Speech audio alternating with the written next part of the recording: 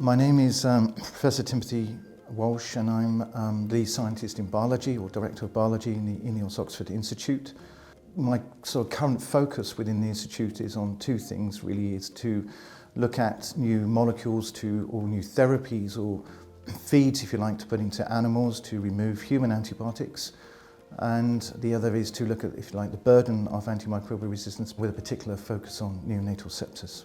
It's really important that we have collaborative research to tackle antimicrobial resistance. It's a very complex subject. It's not like COVID, it's not a single virus that can be solved with a vaccine. Antimicrobial resistance, you have different types of resistances and different types of bacteria that cause different types of infection, and that's just in the human sector. And then we talk about antimicrobial resistance in the animal sector and the environmental sector, so-called One Health, so bringing all of those things together.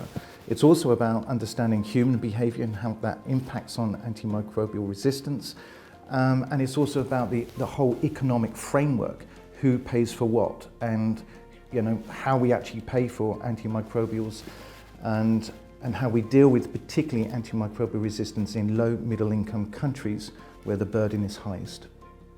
Our work is mainly focused on low middle income countries and has been for a number of years, in fact nearly for about a decade. And that's because an early sort of onset and trying to working in those countries, we realised actually that's where the clinical burden was. And there have been recent papers, not least in the Lancet, that have just sort of fortified or confirmed what we already previously knew. We work across many countries in South Asia, many countries across Africa, to set up a network to try and understand exactly not just the clinical burden of antimicrobial resistance, but also the economic burden. Who pays for diagnostics, who pays for hospital care, who pays for antibiotics. And I think trying to understand that is really, really important in trying to deal with the whole concept of antimicrobial resistance in low middle income countries.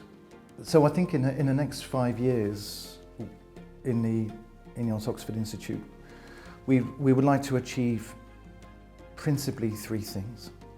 Number one is to put in a network and studies to understand better the burden of antimicrobial resistance, not least the economic burden, to how the economics affect how patients are managed and antimicrobial therapies and resistance, etc. Number two is that we would hope to have like a lead or candidate compound going forward in human medicine. That's really, really important.